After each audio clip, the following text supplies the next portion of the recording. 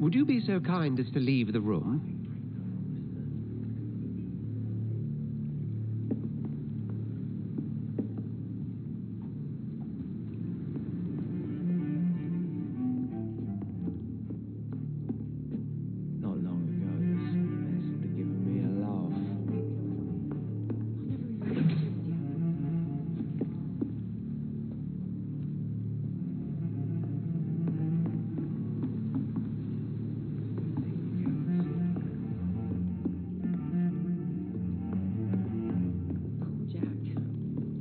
It's locked, all right.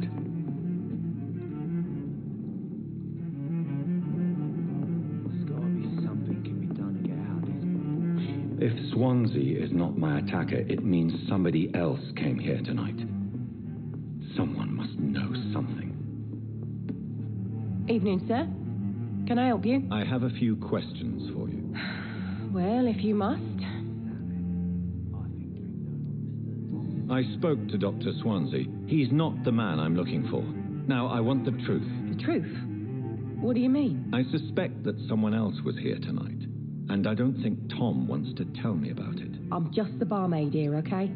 If Tom says you're the only visitor we had, then you're the only visitor we had. I can feel your fear, madam. Please, tell me what's going on. It's William Bishop. He came in here earlier tonight and well, I thought he was going to clock someone. What happened tonight? He was dead drunk, as usual. But my God, his eyes, his face. He must have caught something awful. He shouted and cried. It was terrible. Why are you so afraid? I mean, his skin, his hands. I scrubbed every glass and every chair that he touched. God, I hope it's not contagious. Tell me about this William Bishop. Will was a sailor who worked at the canning factory before he lost that job. A nice bloke, really. He's never been violent. Until tonight. Why keep it a secret? Why not tell me about it? Tom's nothing if not loyal. After Will lost his job, he offered him one ear. They used to be good mates. But recently, well, Will started to get very aggressive. I see. Thank you for your candor. I'll be sure to talk to Tom.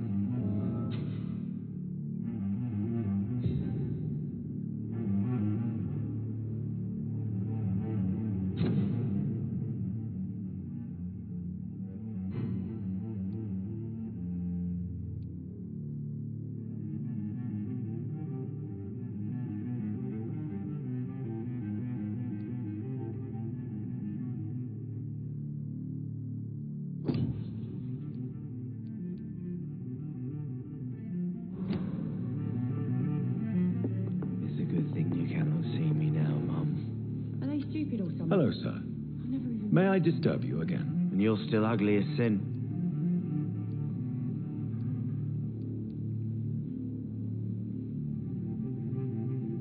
Has anybody entered the bar recently?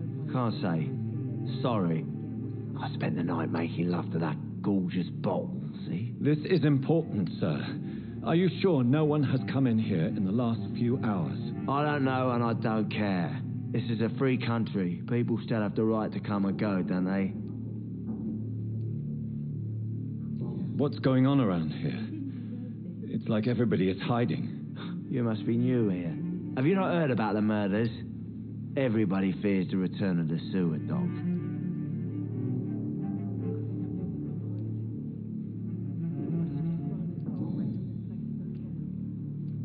I'll leave you to your bottle then.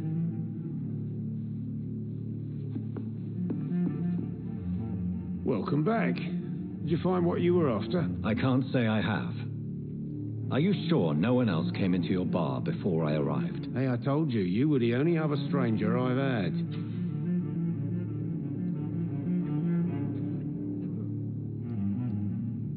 Tom, talk to me about the visit from your old friend, William. Yes, Will came by tonight, but he's not my friend anymore. Who is he? William? Just an old sailor who loves his gin too much. He worked for years at the canning factory before it closed.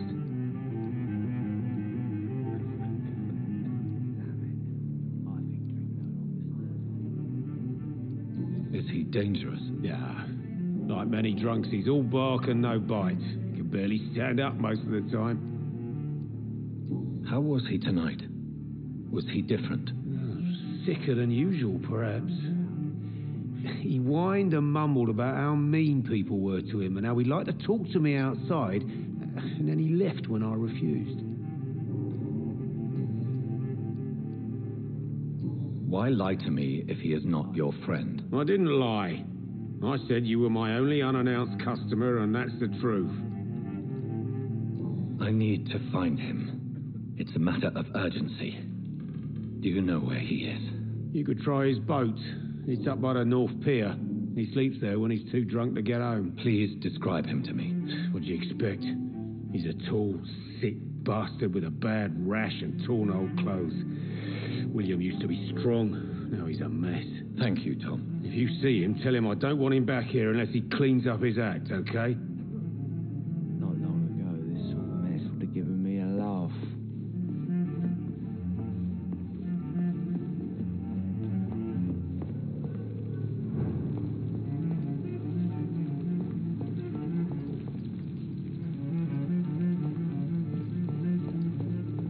I will get to the bottom of this intrigue. What's been done to me, to this city?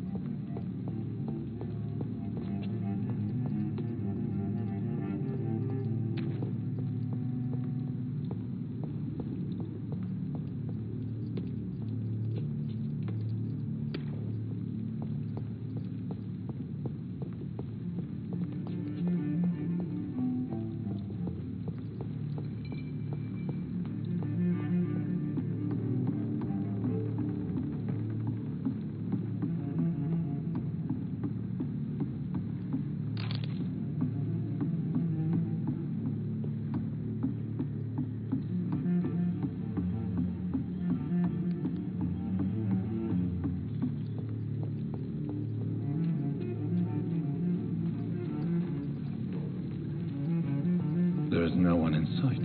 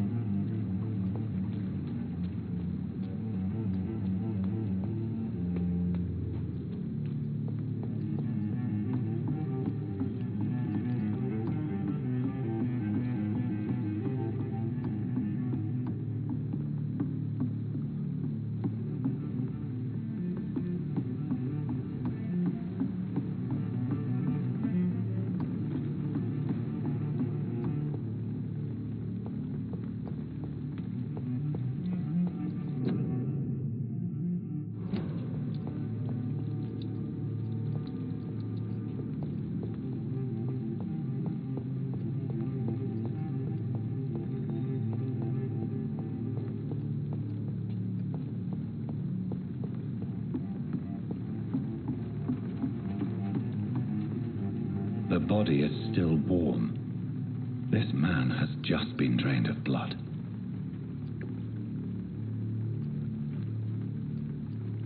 This man was armed. He tried to defend himself.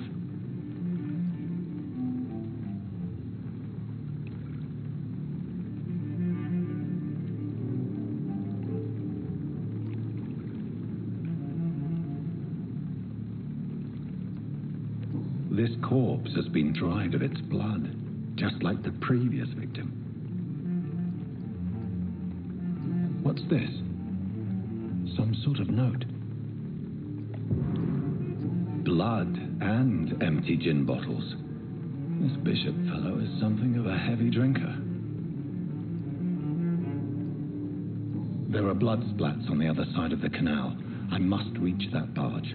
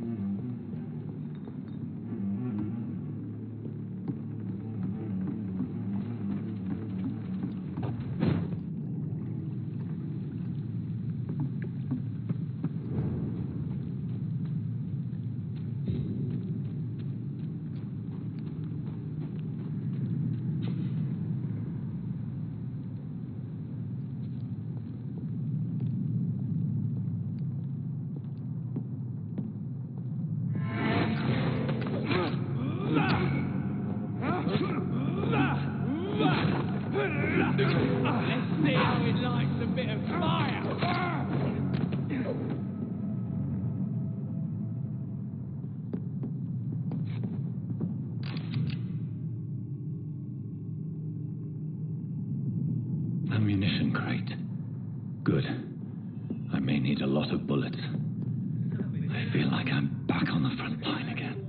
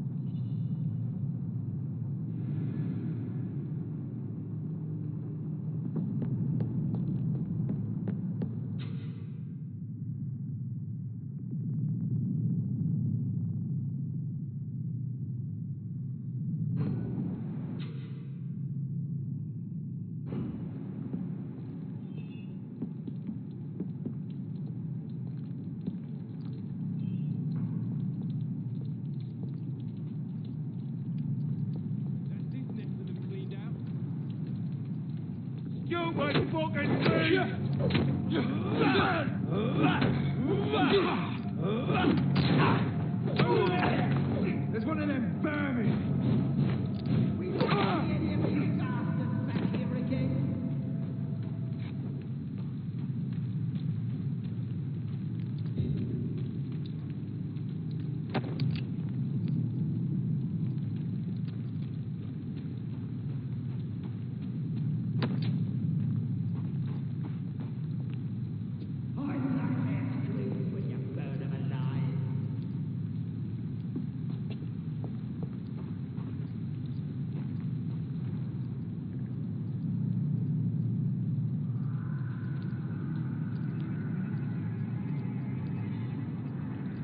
Leech spotted!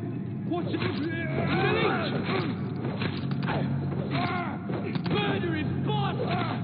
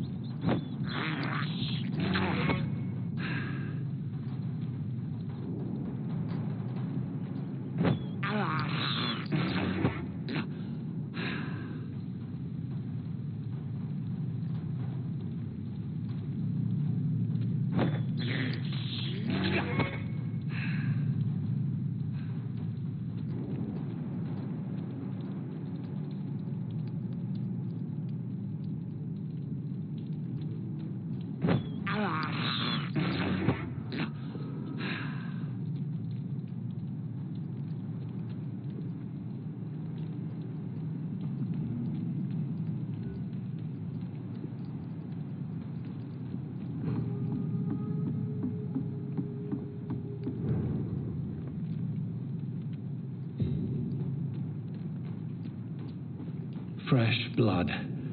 The whole building reeks of it. The scent is so strong it makes me dizzy. I'll not betray your trust. Is this thirst? You see, I need a drink. I'm so thirsty. Really, William. As one, we shall overcome this. We've done it before. No. I had a drink outside tonight already and it did not quench my thirst. I must have more. Oh, dear God.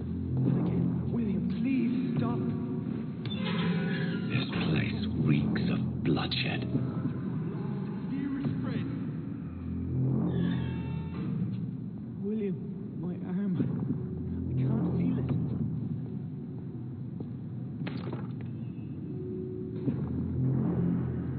Will, please, let go of me. This creature is bedeviled. I must put it down.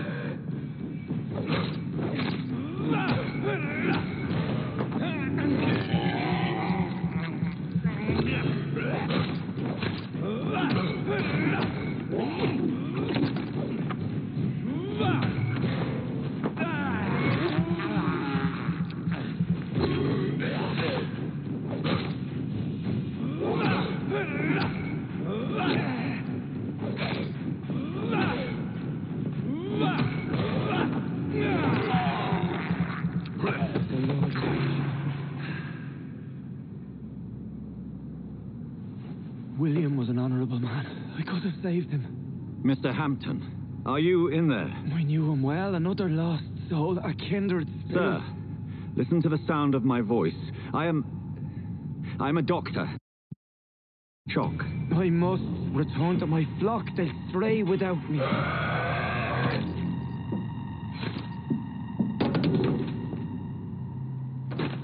Remember, certain skulls are every bit as resistant as we are. Who are you? What do you mean by skull? You truly are a newborn. I should have realized. Wait. You are the woman from the bar. Are you like me? Can you help me? I believe, sir, I already have.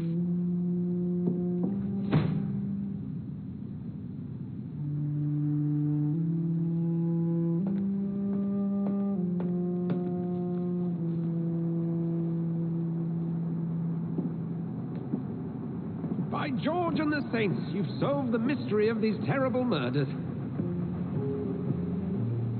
Patience, good fellows, I've come to offer help. Just give me a moment to secure my boat.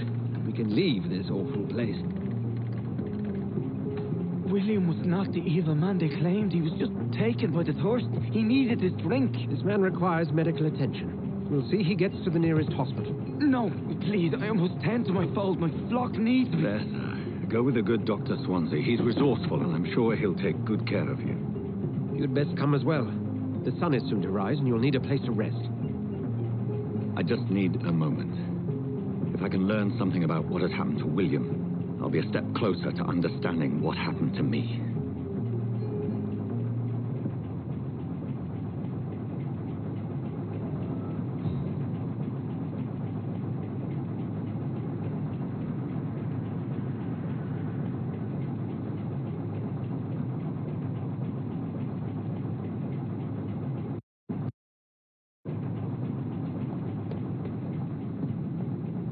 This poor creature can't be my maker. Could it be some subspecies of vampire? I must find a place to analyze the blood.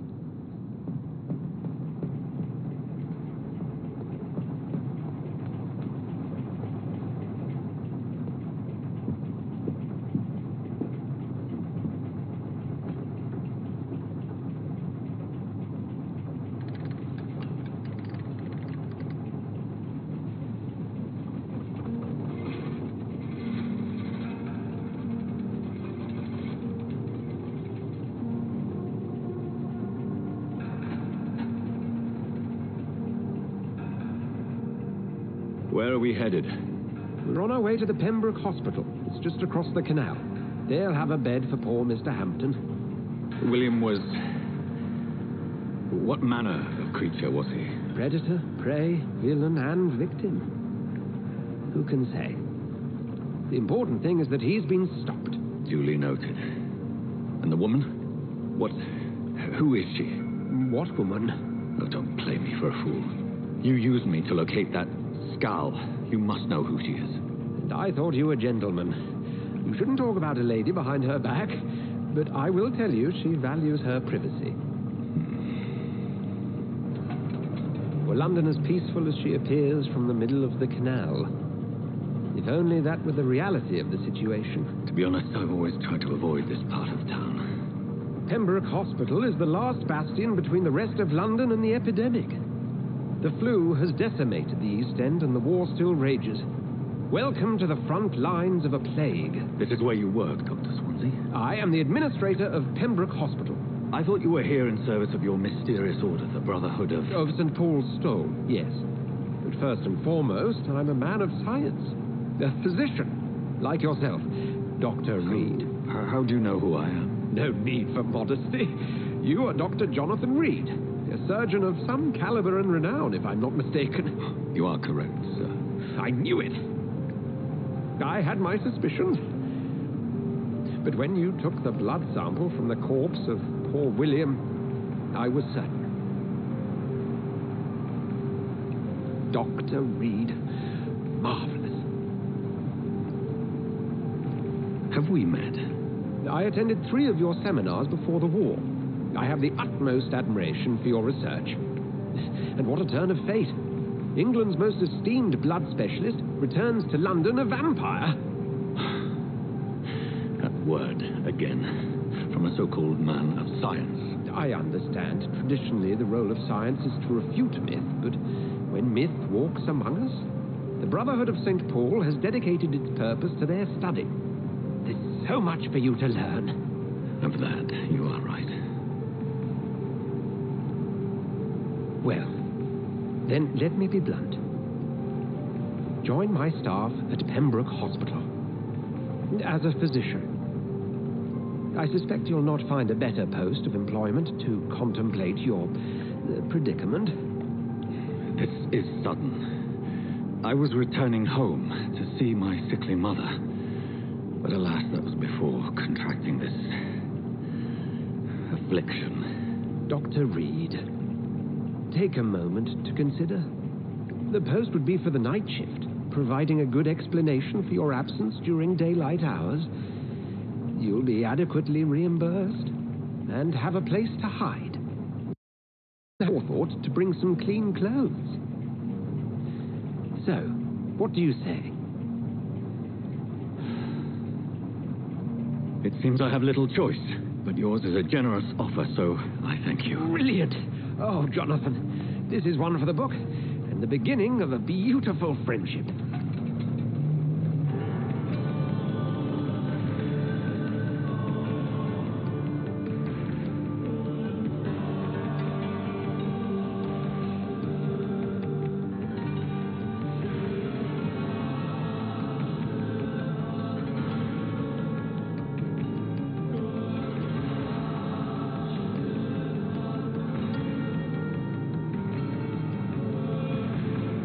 Dr. Swansea, thank goodness. I was beginning to be concerned. Worry no more, Nurse Crane, for I bring good news.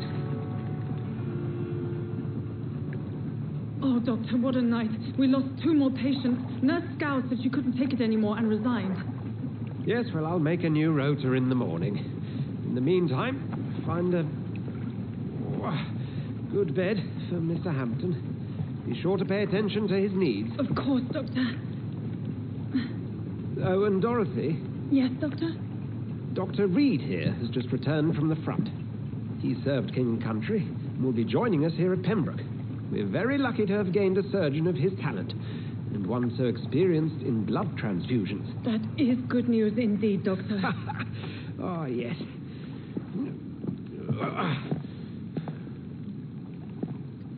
Here at Pembroke, it's not what we have, but what we haven't. It's only thanks to Nurse Crane and the staff that our ship doesn't sink. If you have any questions, just ask her. Duly noted. Thank you. Your assistance is required, Dr. Swansea, immediately. Welcome aboard, Jonathan. We'll catch up after my round. Coming, Nurse Crane. I'm coming.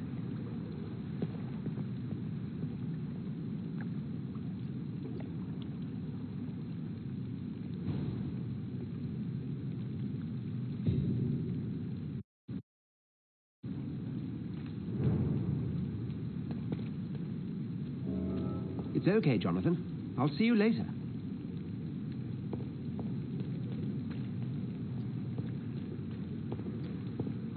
Come on, you bastard! You can do better than that!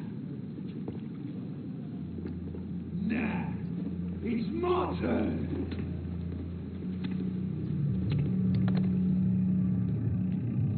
Rotten or crispy, each heart contains the seed of life. Drink at this river, dry it all.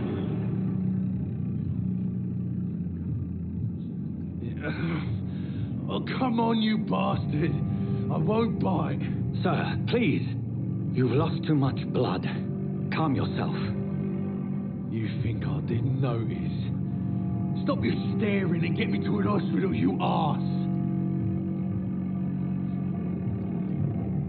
Insulting a good Samaritan. Not exactly the way to get rescued. All right. I am in pain here. My guts are spilling out onto the we're yabbering on. Yes. That's a very nasty wound you've got there. Take my word, I am a doctor.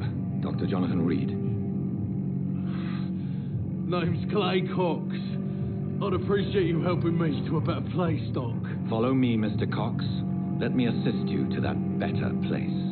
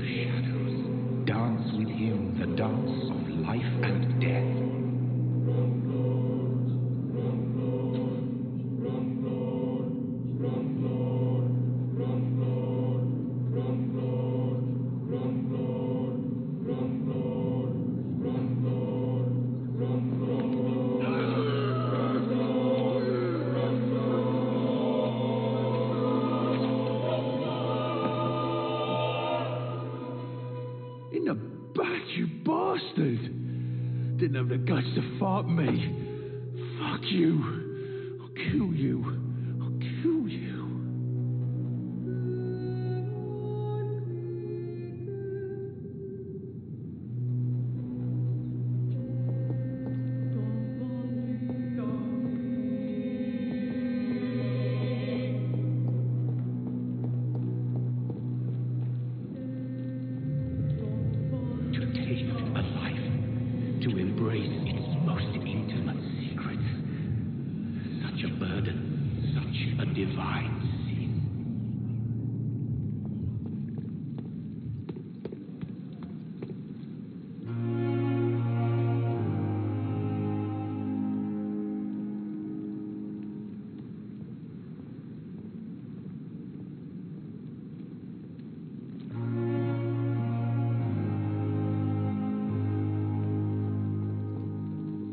Doctor, where have you been? I've little time to play hide and seek with new staff members, no matter how illustrious they may be.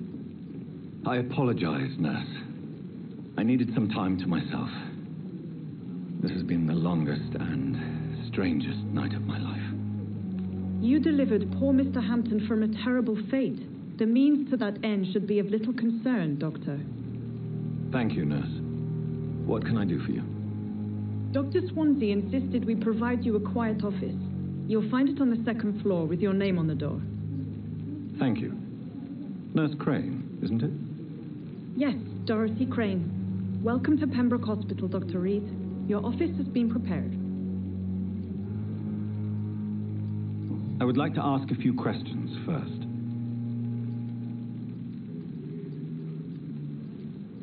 And Mr. Hampton, the patient we brought in, how does he fare? I gave him a sedative to help him sleep. Poor thing was in quite a state of shock.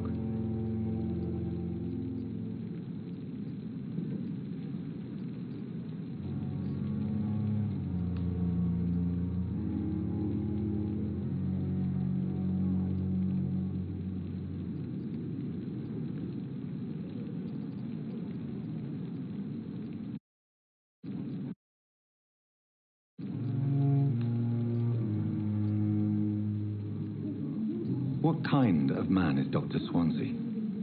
Well, you accepted the job from him. I thought you would have known about your employer.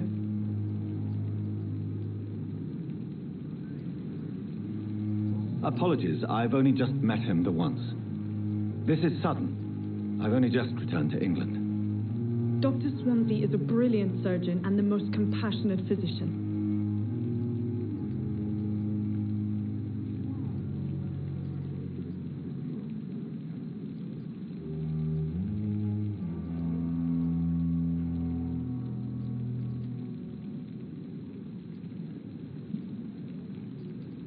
It's right to assume Dr. Swansea knows far more about me than I do about him. You'll get to know him soon enough, and better than me.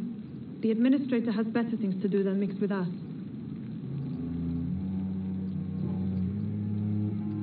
If you could point me in the direction of my room again, nurse. Second floor of the hospital, left after the stairs. It's the last vacant office at the end of the corridor. Thank you, Nurse Crane.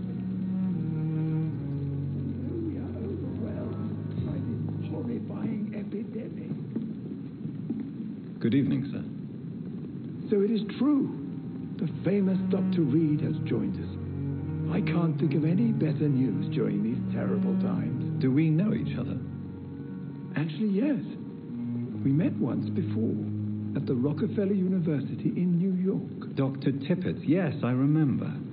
I was assisting Professor Carell in his research about coronary bypasses. He had nothing but praise for you. He was also very confident about your future. And look at you now. Eminent surgeon and blood transfusion specialist.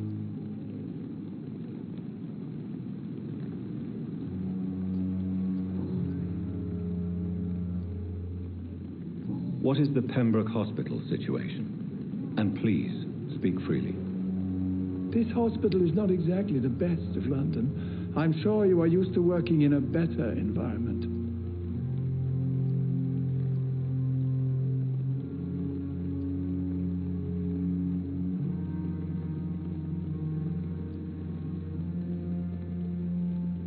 It's not exactly the best situation in London either. I can't have expected this hospital to be prepared for what was to come. Don't be misled by appearances, Dr. Reed. This hospital does not lack talented people. It just lacks hope.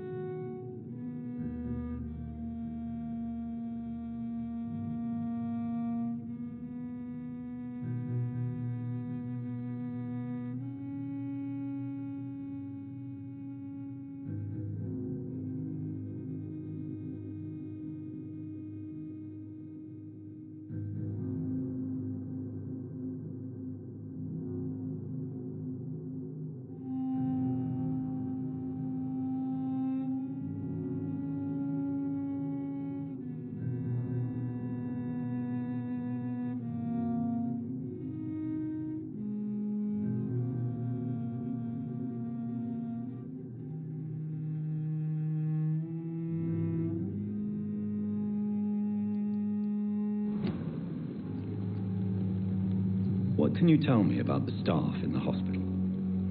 Some are really good, and others are not so good. But during this troubled period, there is no time for slander. I prefer to focus on the positive character traits. Tell me more about cherished people, then. Nurse Brannigan is a pearl. She is the most helpful and dedicated nurse I've ever worked with. A clever and cheerful woman. You really seem to admire her skills. I'll go even further. If she was a man, she would be a damn fine practitioner.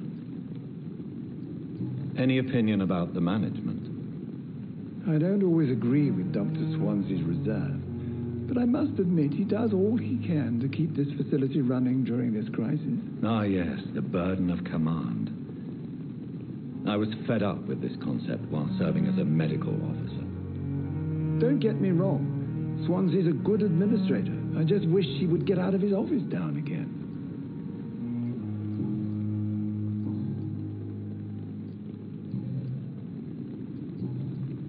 Goodbye, Dr. Tippett.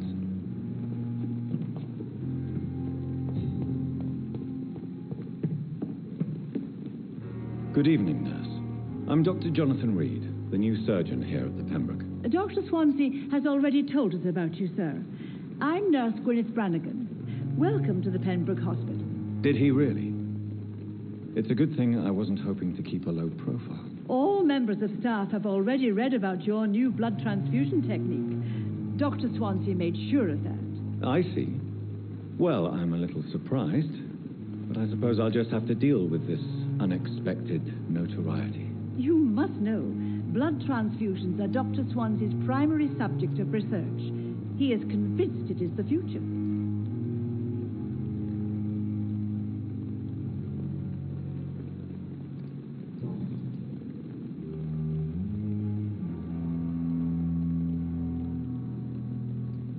How are things here? Not good, to say the least.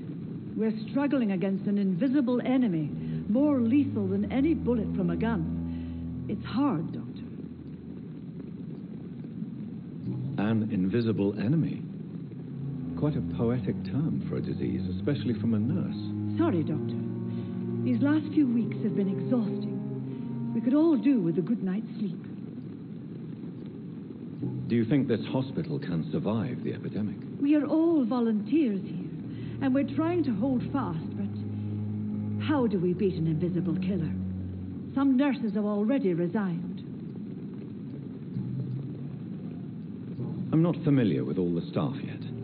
Perhaps you could help me. Brilliant professionals, most of them. Dr. Swansea has a gift for recruiting talent. Most of them. Is there a problem I should know about, nurse? It would be inappropriate for me to speak ill of a colleague. Is there anyone that stands out? Well, I have never met someone as dedicated as Dr. Tippett. He should be a standard for us all here. If only he were younger. Why should his age be a problem? I guess it's fair to say he's always pushing himself to the limits. He just doesn't know when to stop and get some rest.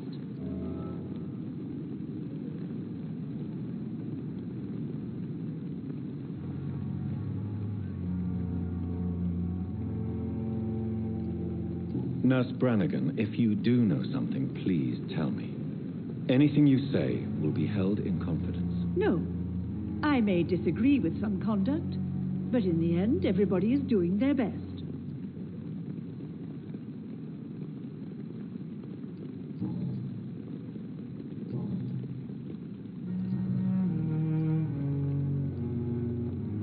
Why does Dr. Tippett claim you're the main reason he keeps working, despite his fatigue? If it wasn't for him, I probably would have left the Pembroke years ago.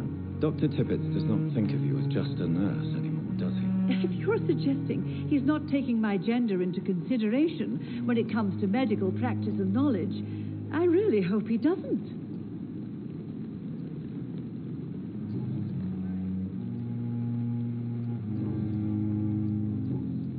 Goodbye, nurse. Call me if you need assistance.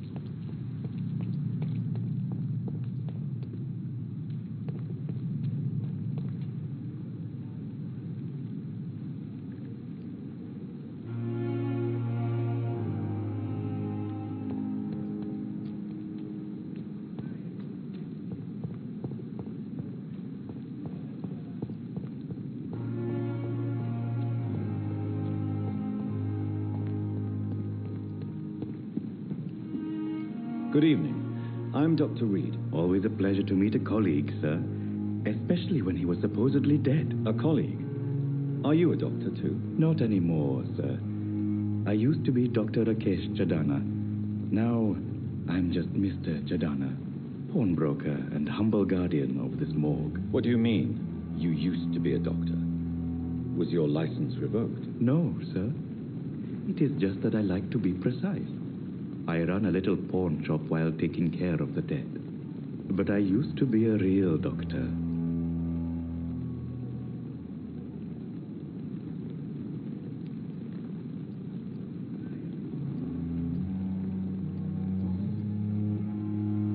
Are you afraid or uneasy being surrounded by so many corpses? Why should I? These bodies are empty vessels. Flesh left to decay. Poof. No soul anymore. All gone. An interesting point of view. And quite an exotic one, too. Most people fear, or at least have a respect, for dead flesh. Sir, as a medic during the war, I learned to face my death and the death of others. It's the pain we have to tame, not death itself.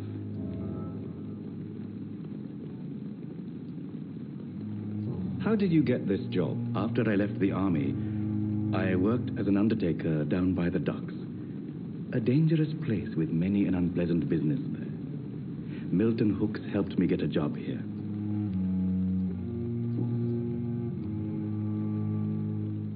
Do you work here alone? Yes, very easy work, sir. All I have to do is watch a few bodies. The situation was very different when the main morgue was still open.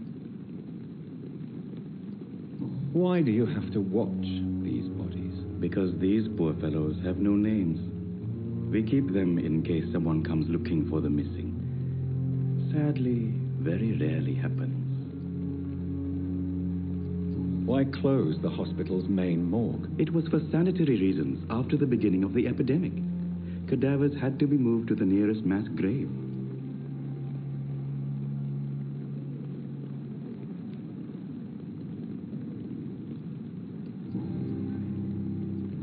Have we met before? I don't think so, sir. Why? When we first talked, you said you were glad to meet me since I was reported dead. Funny story, sir. Your sister came here a few nights ago.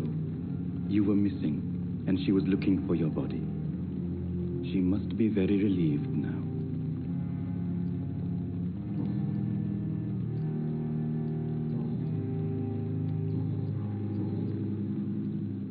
A pawnbroker? I expect you get all types of people here. Yes, sir. All kind of people.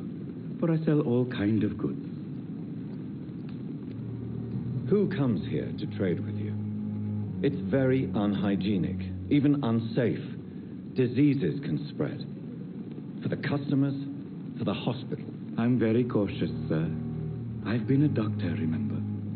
And all my clients are good people. In fact, I think I only know good people. What kind of goods? With the quarantine, it's not always easy to buy things. So I trade, I exchange. Some people sell, some others buy. I like to help. Since you're not afraid of dying, do you believe in life after death, Rakesh? No. I believe we must do all the good we can while alive. For our time is short, and the obstacles are endless. Do you think you would enjoy immortality as a concept? I don't think so. Don't mistake me. I love life, and I'd like to live a long life. But everything has to decay, sir. Even goodwill. Do you really believe goodwill cannot last? As I said, sir, everything decays.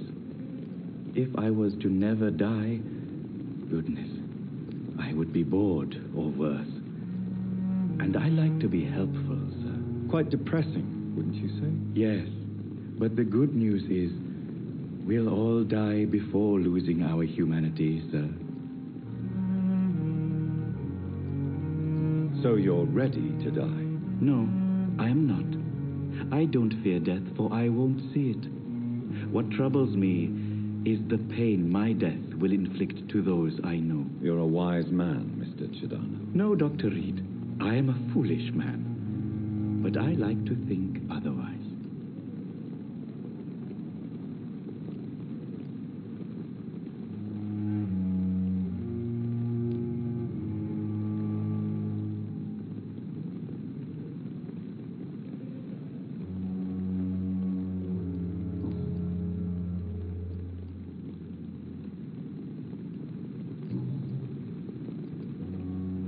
Please show me what you have to sell. Of course. It's just trinkets and curios, really. But I'm sure they can be useful.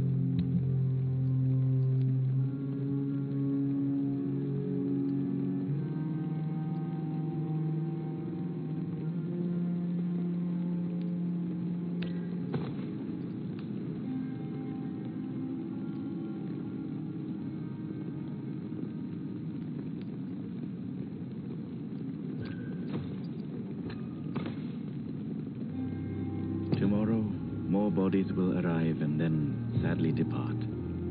I'm managing a train terminal, not a morgue. It's locked, all right.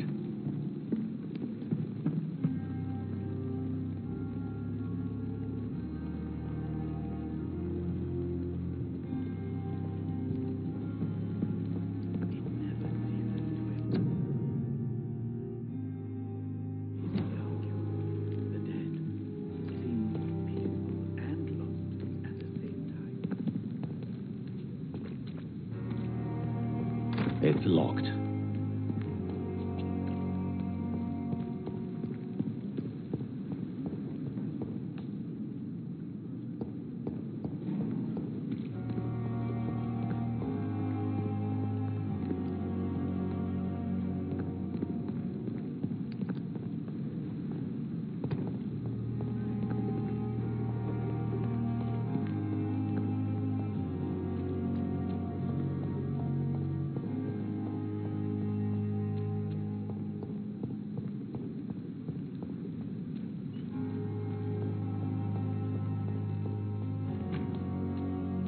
You ended up on my plain and cold medical bench, sir. I understand you must be very angry about this unfair situation. I managed to arrange to have you buried in the same mass grave as your wife.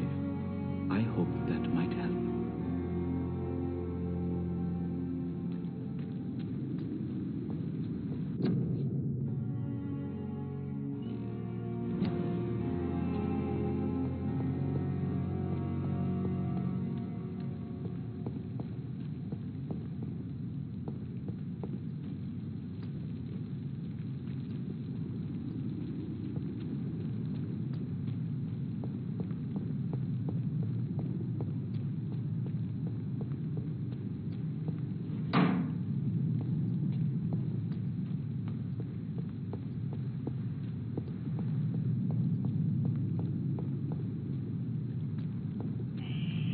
Scowl voices in the garden.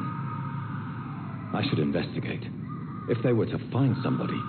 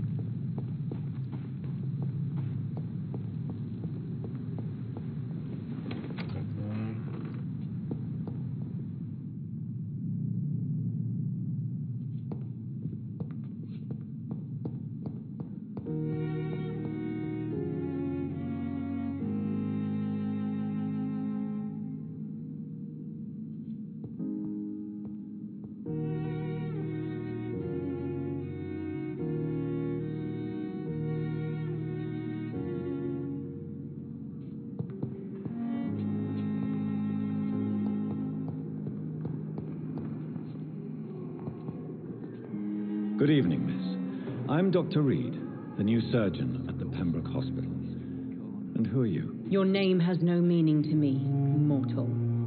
You're nothing but dust blown by the winds of eternity. I beg your pardon? What are you begging for, mortal? My clemency? Well, tonight maybe I'm inclined to mercy. You'll never forget the night you met Thelma Howcroft. You keep calling me mortal.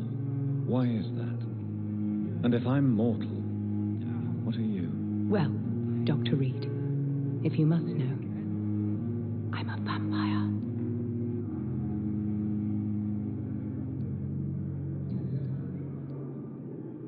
And why do you believe you're a vampire? I don't need to believe anything. It is what I am. It is what I feel within this hollow shell of flesh.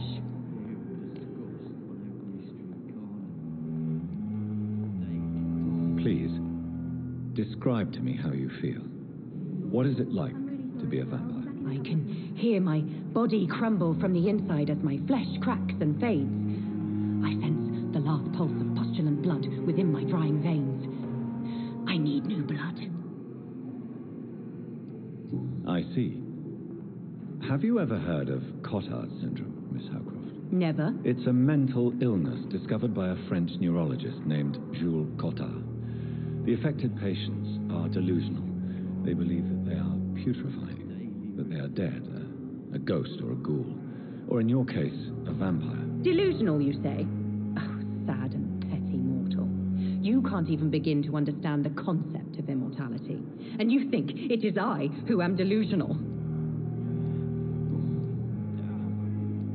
I'm assuming you must be a patient here. Am I right, Miss Howcroft? It's only a cover to hide from my enemies. I can leave whenever I want. As a woman, a spirit, fog, or bat. Who are these enemies you mentioned? Can you describe them? I cannot say for sure. But I sense their eyes on me from nearby. I feel them watching me every time I visit the garden near the morgue. The staff here are not your enemy. They're here to help you, to care for you. I'm not speaking of the doctors in white. I'm speaking of the men and women who hunt me. For I am a vampire. I see. Don't worry. These people will not find you here. I'll personally make sure they leave you alone. Thank you, mortal. But do not interfere with them, for you are no match for those that hunt me.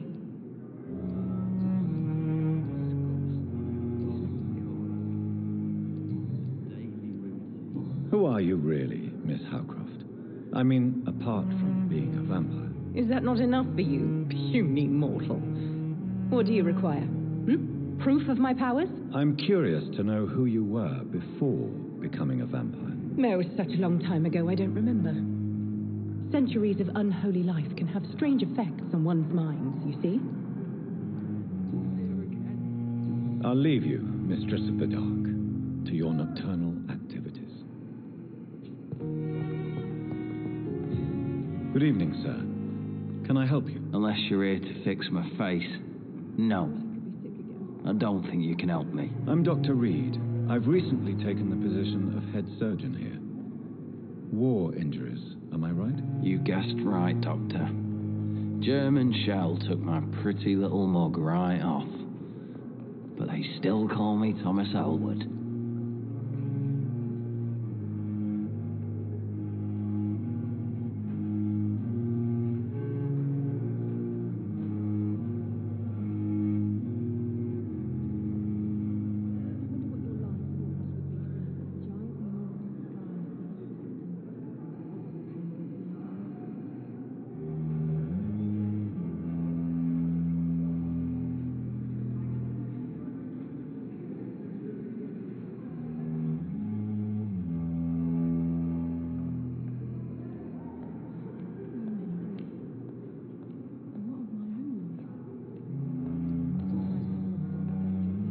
How is your stay with us, Mr. Elwood? Oh, it's bliss. I just escaped death in the trenches to be surrounded again by the moans of the dying. Can I ask you precisely why you're a patient here? It's the pain, sir. The drugs don't work. It just hurts under the scars, if you get my drift. Can I do anything for your pain? Nurses gave me a bunch of pills. No effect. Told you. It's like the flames are under my skin, burning away. Who is treating you? Is someone in particular looking after your case? Nobody since the old and tired doctor spoke to me. Started to think I was forgotten about. Wouldn't blame you. You don't seem worried by that. My face hurts so much more when I smile or cry. I've learned it's easier not to speak. But be assured I'm smiling inside.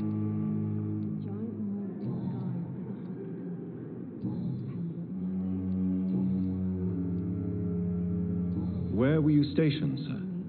Did you serve for long? I really don't want to talk about all this shit. No offense. I was pushing too much. I served in France myself. I just wanted to know what happened to you. You were an officer, weren't you? Then I doubt we fought the same war, sir. No offense. How close are you to Miss Horcroft? Are you aware that she thinks she is a vampire? To wait for her next nibble is the best reason to stay here. Every time she approaches my bed, she treats me like something tasty. A normal person. Aren't you afraid? She may hurt you if the game goes too far.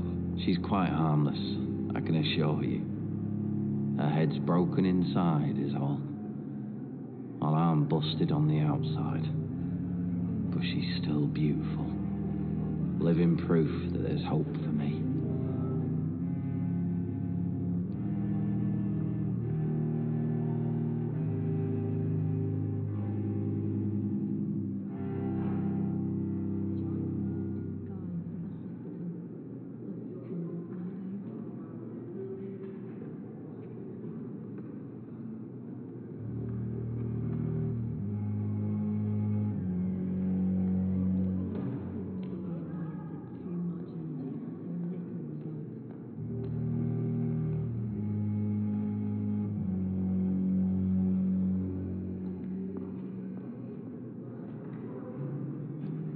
So do you let her bite you?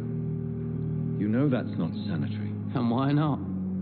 She's only supping a few drops of my blood. And the pain, it's real for once.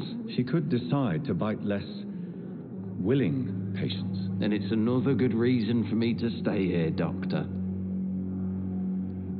You do realize she's mentally disturbed. It's called the Cotard syndrome. She truly believes she's a vampire. In her madness, she never refers to my scars. And frankly, if I could, I'd join her world. It seems much more fun than the real one.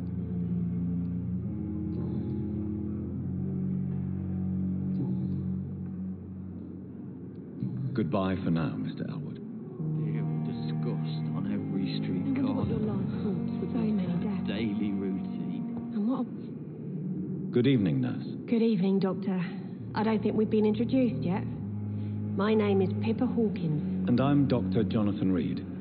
Dr. Swansea has recently offered me a position in this hospital. Well, it's a euphemism that your help will be appreciated, Doctor. How would you describe the situation at the Pembroke Hospital? It's serious. The flu is wreaking havoc amongst the staff and patients. We are running out of everything. Nurse Hawkins, the Spanish flu won't last forever. Even the Black Plague didn't kill everyone. I wish I could believe you. But what if this epidemic was worse? What if in the end, nobody was spared? You must get a hold of yourself, nurse. Sorry, I'm exhausted. No one has any idea when this epidemic will be over. How long have you been a nurse? Well, long enough to see that the epidemic is winning. And no matter how qualified you are, don't tell me you'll change that.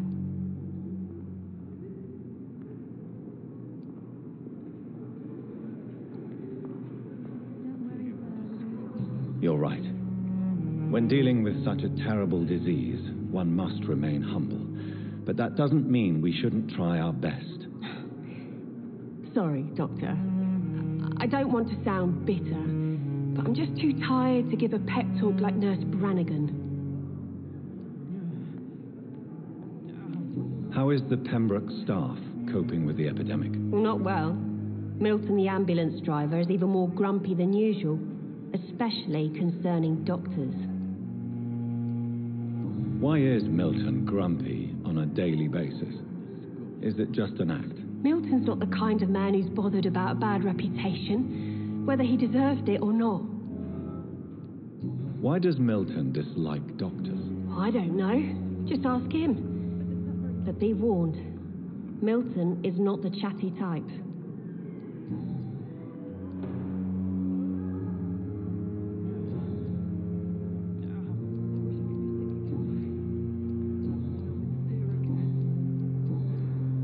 Goodbye, Nurse Hawkins.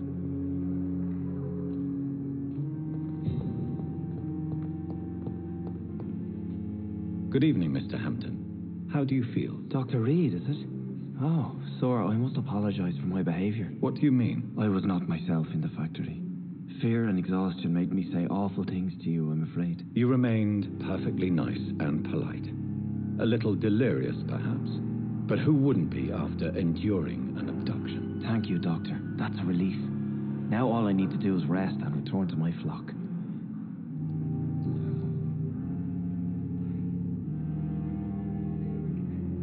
How did you end up in William Bishop's den? I had received alarming news about his recent behavior. I went to his place and he refused to let me go. Why did he abduct you? William was an alcoholic. His addiction suddenly changed to blood. I don't know why. Just like a patient I met here, this Miss Hawcroft. You dared to enter this awful place alone. You're a hero, Mr. Hampton. Or a fool. I'm just a man trying to help his friends, Dr. Reed. William Bishop was a conflicted soul, searching for light.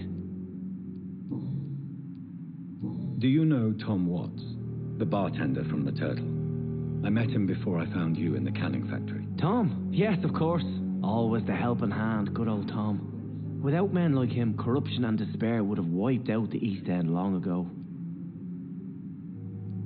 Who should I avoid in this part of town, then? Any particularly evil figures? Not really. Most men and women are just doing their best.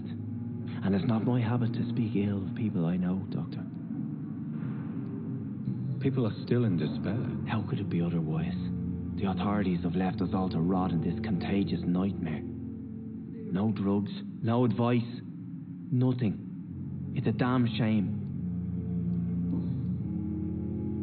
What is the general situation in the East End docks? The situation has always been tough, with a lot of tensions between the gangs and the dockers' trade union. The wet boot boys are very nervous since they lost their leader. Who leads the gang now? Since Clay Cox went missing, it's his wife Edwina who runs the show, with the assistance of her minion, Booth Digby. Has the gang been threatening you? Ah, no. I've had this nickname for so long, you know, the sad saint of the East End. No one dares to bug a saint, not even criminals.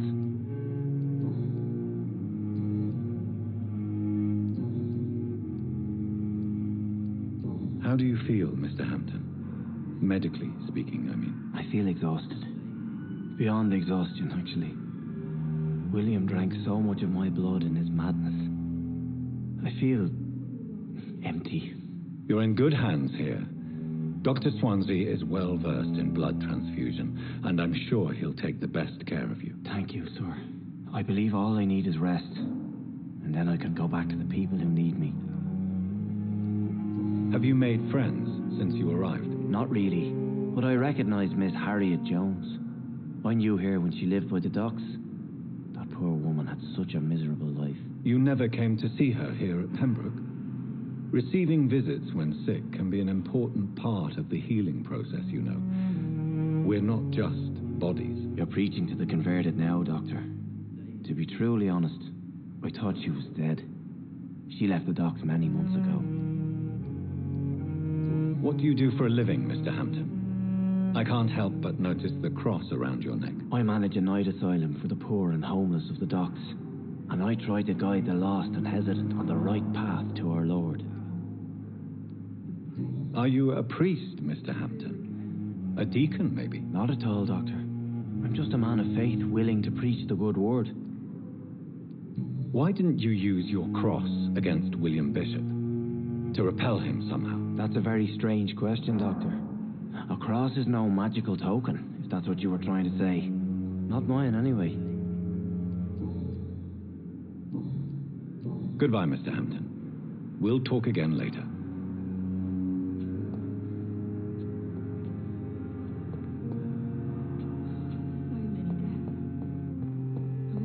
Lost its effect on me. But the suffering continues. It's there again.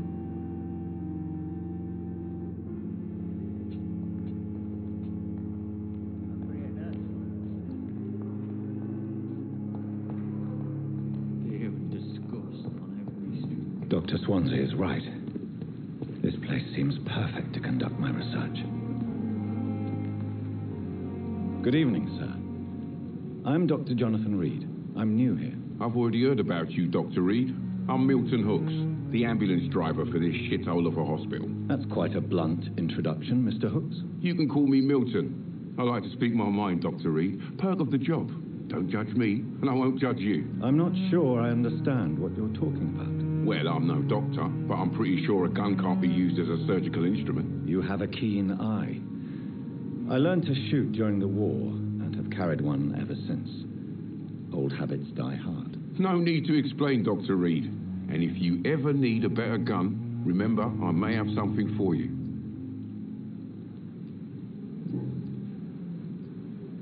How is the situation around here? You want to hear the situation is all right? It's fucking awful. We lack everything, and it's getting worse every day.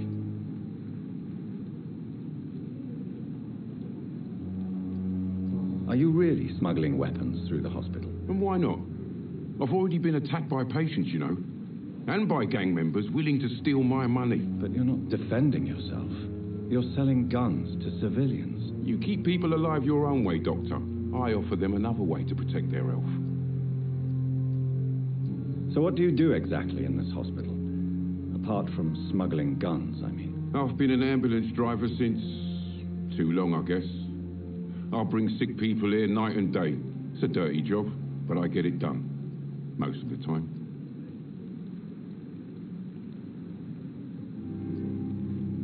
Since you're on the front line, how is the sanitary situation in this vicinity? It's a complete disaster. It's even getting dangerous to enter some streets or buildings. Even the locals attack you. It sounds like things have been a bit rough recently. What's happened? Yesterday I got attacked by the patient I was bringing here. I escaped through the hospital's garden, but I lost my wallet when I was running. You left an infected patient outside the hospital? That's incredibly dangerous. Go there yourself if you want, but be careful, Doctor. I'd rather not bring your dead body back. Why do you have such a mediocre reputation among your colleagues, Milton? Fuck them. Nobody knows the horrors I've seen since working here. This city was sick long before the epidemic, Dr. Reed. I know it's a difficult task, but correct me if I'm wrong. Is this not the job you are paid to do? I've seen babies left to die while their brothers were properly fed. Underage girls and boys sold to all manner of perverts. I'm sorry, I don't know what to say. Yeah, exactly. We lack words. So excuse me if I don't look on the bright side of life.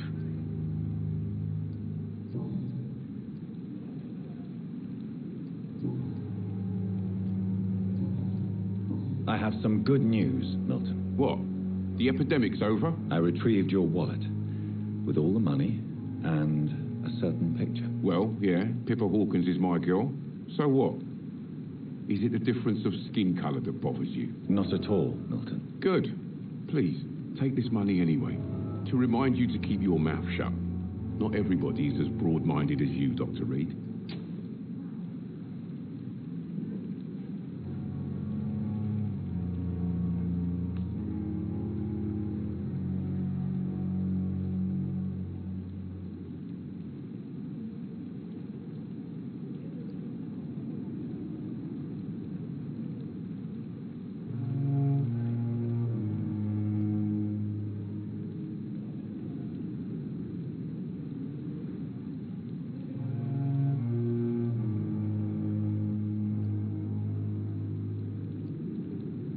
I'd like to see your goods. Wise choice, Dr. Reed.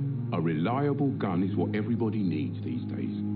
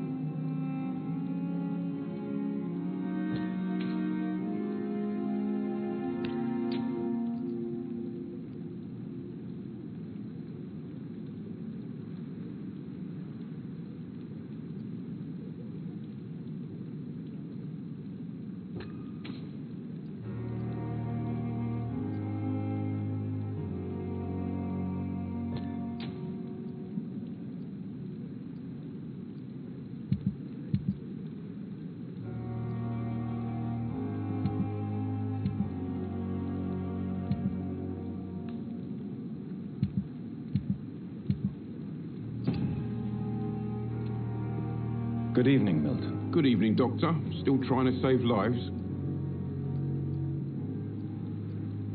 I'd like to see your goods. Wise choice, Dr. Reed. A reliable gun is what everybody needs these days.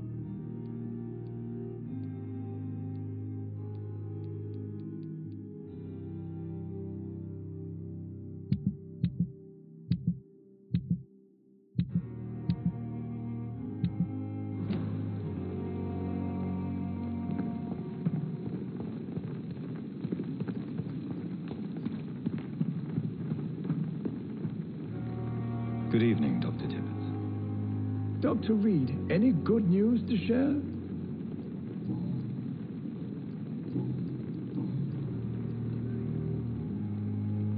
You're exhausting yourself, Corcoran. Maybe you should think about preserving your strength. No. We must keep on healing all those poor souls. We are the last rampart before chaos.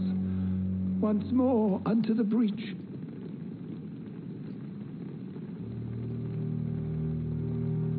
You've nothing to prove, Dr. Tippett, to anybody. And we all praise your experience. Please, have some rest. I am perfectly fine, and I am not too old for this job. You're exhausting yourself, Corcoran. Maybe you should think about preserving your strength. No. We must keep on healing all those poor souls. We are the last rampart before chaos. Once more, unto the breach. You've nothing to prove, Dr. Tippett, to anybody. And we all praise your experience. Please, have some rest. I am perfectly fine, and I am not too old for this job.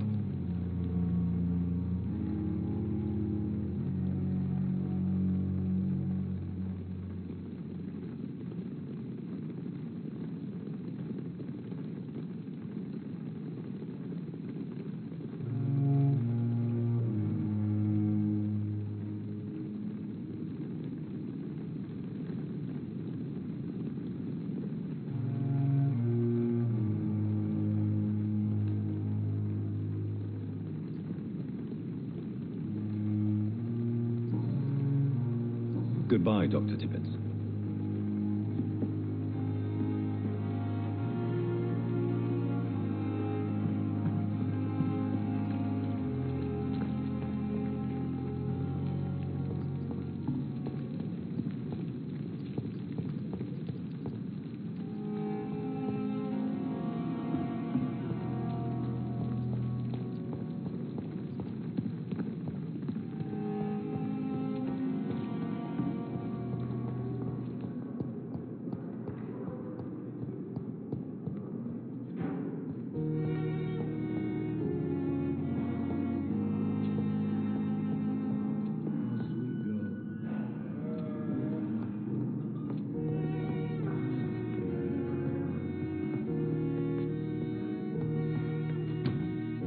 What can I do for you, Doctor? Thank you, Nurse Crane. You always knew the words to calm the children, Ellen. Good evening, sir. I'm Dr. Reed. May I help you? I don't know if a third opinion is needed. Your colleagues are already arguing about my condition. I see. Would you mind telling me more about your situation? I'm Harvey Fiddick. All I want is to get me bloody arm fixed properly.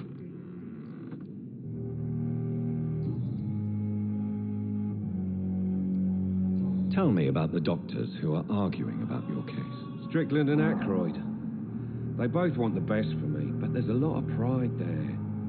Doctors are no different from carpenters, it seems. What do you mean? I often had professional arguments with rivals on a building site. Difference is I disagreed about wood and nails, not flesh and bones. Tell me about yourself, Mr. Fiddick. I'm just a regular guy waiting to get his arm fixed, so I can return to work and to my family. I was more curious about what you were doing before being hospitalized. I'm a carpenter, and a good one, too. But that means I need both arms to feed my family, Dr. Reed.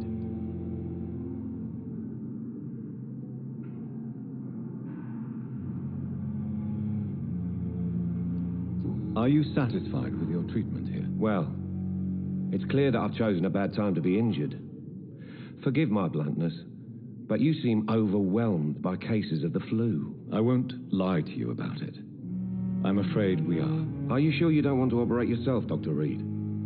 I have the feeling you're very capable, and your colleagues seem to think so too. In other circumstances, you would be right. But for now, I don't think I can take on the responsibility. My apologies.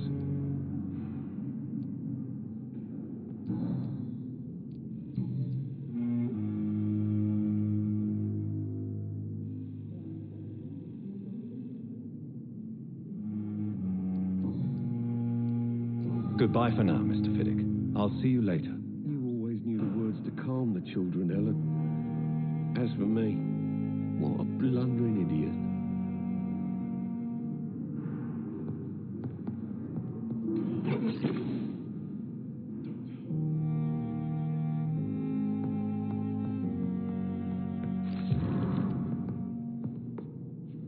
I will not let you down, my boy.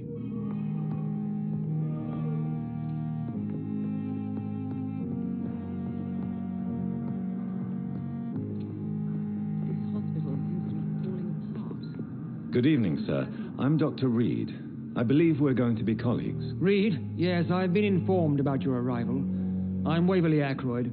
Welcome aboard, I suppose. Does my arrival inconvenience you in some way, Dr. Ackroyd? Let us just say that I don't particularly share Dr. Swansea's enthusiasm for hiring you. What we need here are reliable professionals, not overrated dabblers. If you have a problem with me, Dr. Ackroyd, please feel free to tell me. Dr. Swansea has imposed your presence on this hospital without asking anyone's advice. The benefit of his position. But I don't agree with it. I know we've never met before, but I believe this hospital could use all the help it can get. You will agree with that, I'm sure. Oh, but I have heard about you, Dr. Reed. Of course, you can't say the same about me, since I have not wasted my time courting the press.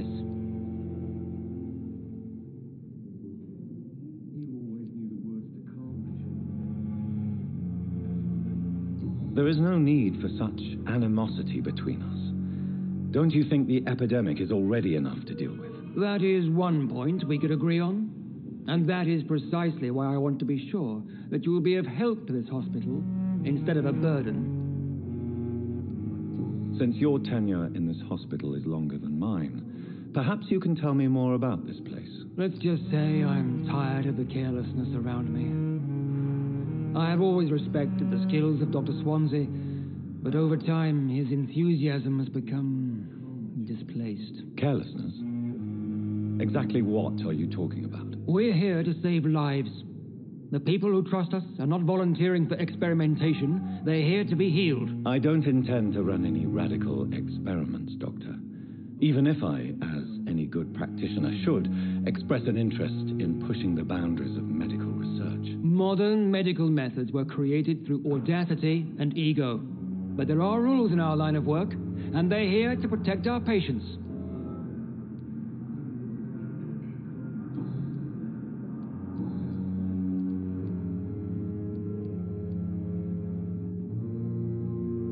It seems you have bad memories of your military service. I refuse to see this industrial slaughter as scientific progress. War only reveals the worst in men. We can at least agree on something, Dr. Ackroyd. I don't know what you've heard about me, but I have already proved my value as a practitioner. I don't question your skills, Dr. Reed, but your motive. Is it money, fame, or are you truly dedicated? And what exactly is that supposed to mean? I served in the war just like you. But unlike you, I did not use the wounded to play the modern sorcerer. Be careful what you insinuate, Dr. Ackroyd. I only want you to admit you used those men to improve your theories.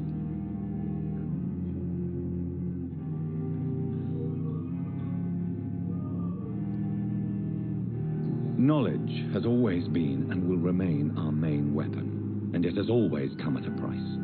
And personal initiative. It is not a question of initiative, it is a question of integrity. These men and women have put their faith in us, Dr. Reed.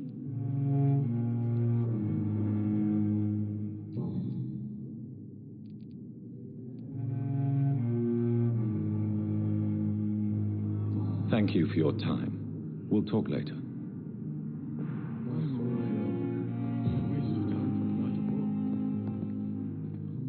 Good evening, Doctor.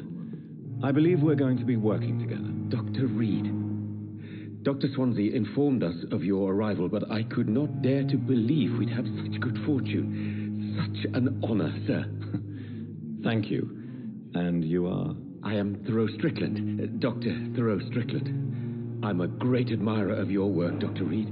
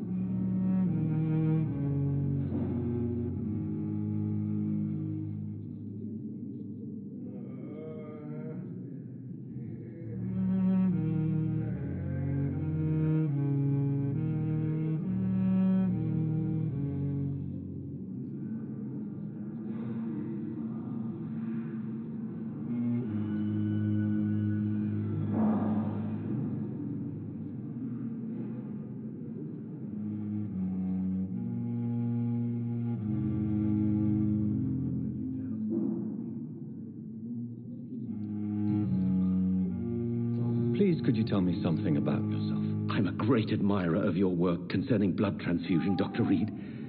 I run my own experiments. I'm convinced it's the future.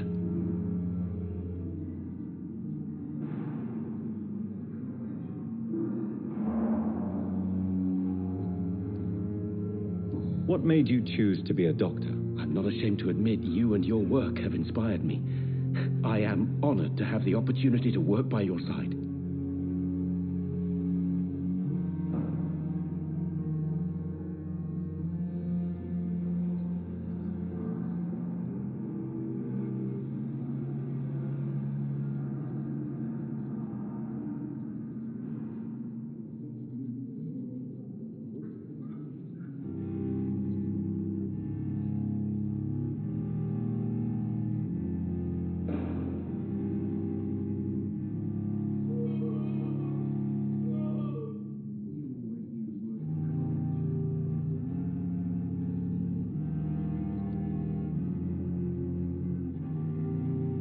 It's always a pleasure to share scientific and medical knowledge with someone eager to learn. I'll be glad to help you if I can. This epidemic may be the century's most terrible disaster, but I'm convinced that we, as doctors, are the only ones able to defeat it. I based my technique on my mentor's research. He helped me perfect my method. What is yours? I'd rather not talk about it. For now, it's just theories and first approach. My process is purely experimental and unsuccessful. As long as you're cautious and methodical, you may remain empty-handed, but you won't fail.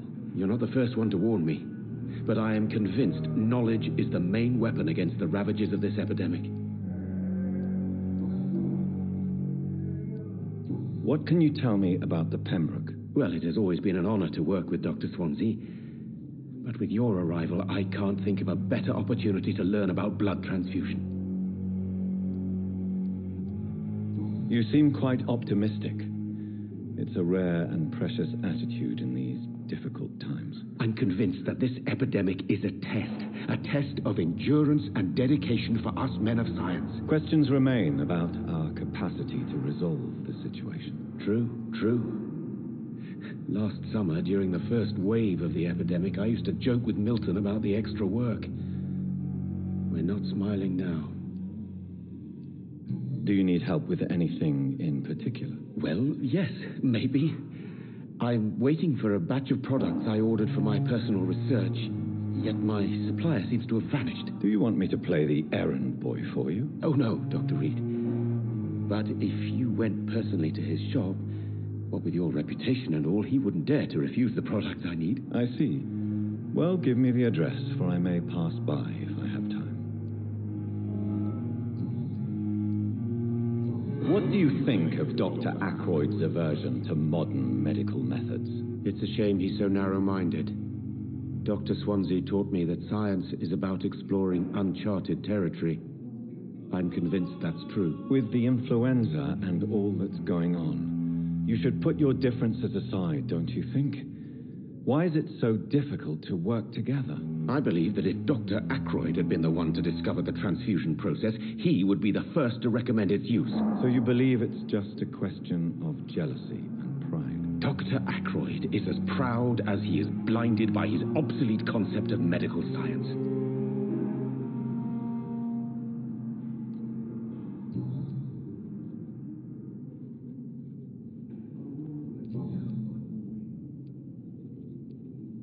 Tell me more about your willingness to experiment with new medical techniques.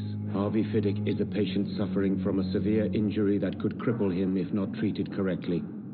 I'm convinced your blood transfusion technique could help him. What is it you really want? To save him, or to prove your point? Fair question. I want nothing but to save my patient, Dr. Reed. Especially since I know Mr. Fiddick's story. Tell me Mr. Fiddick's story. Our first diagnosis was compromised because Mr. Fiddick lied to us about the real origin of his injury.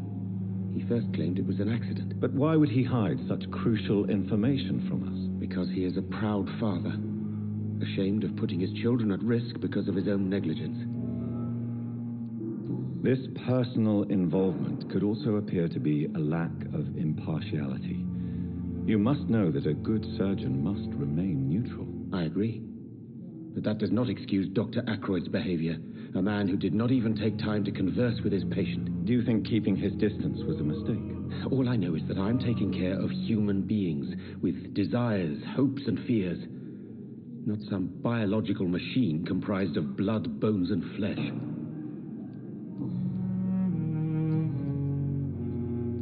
Goodbye, Dr. Strickland. But in the circumstances, I'm willing to give you the benefit of the doubt. Don't waste your time with me. My sweet girl. Come now, we can handle this. Treats me like a bull. Never could keep anything from her. Good evening, sir.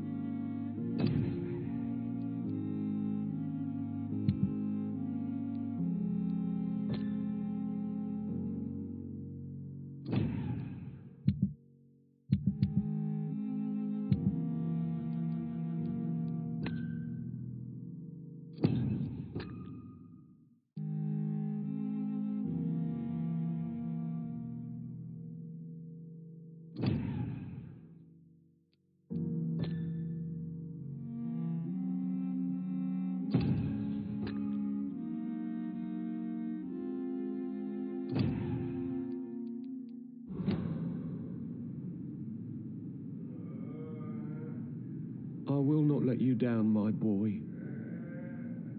Good evening, sir. Doctor.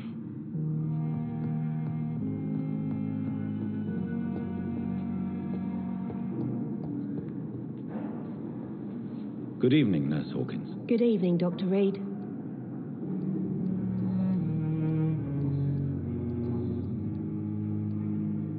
Pepper, I know you're very close to Milton Hooks. Yes, Milton Hooks is my man. If you want to report me for that, just feel free, Doctor. I have no intention of reporting you, Nurse Hawkins, but are you aware of the risks? The rules say I won't be allowed to work as a nurse anymore.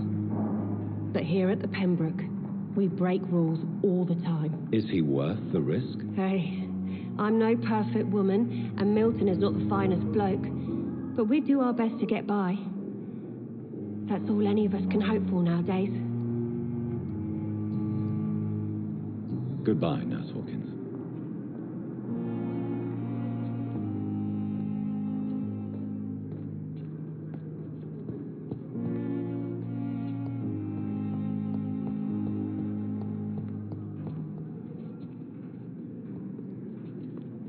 Good evening, Miss Howcroft. How are you tonight? I need blood, Doctor. Warm, rich, vibrant blood.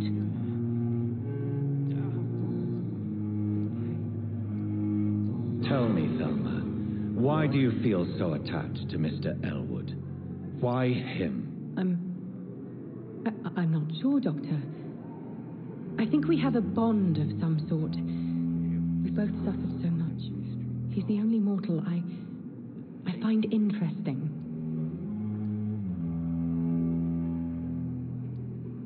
Would you say you and Mr. Elwood are romantically involved? No. No, Thomas is a delicate soul, even though he disguises it. But I am not the woman he needs. No, for I am a vampire, Doctor. Do you plan to make him a vampire too? Of course not. How could I inflict my curse on anybody else? I'm not that cruel, Doctor.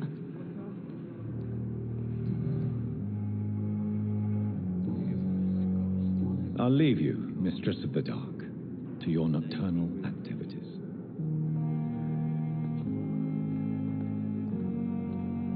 Good evening, Mr. Elwood. Evening, Dr. Reed.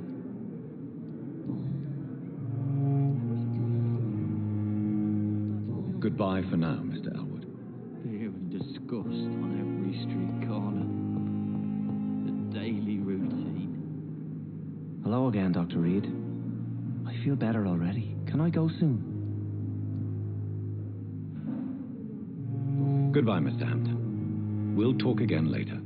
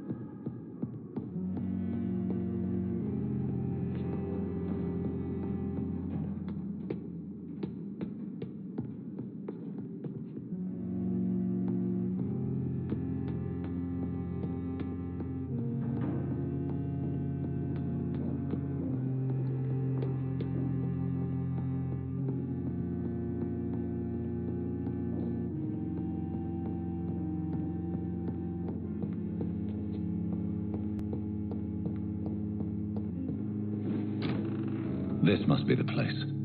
It's definitely away from prying eyes. Relegated to the shadows.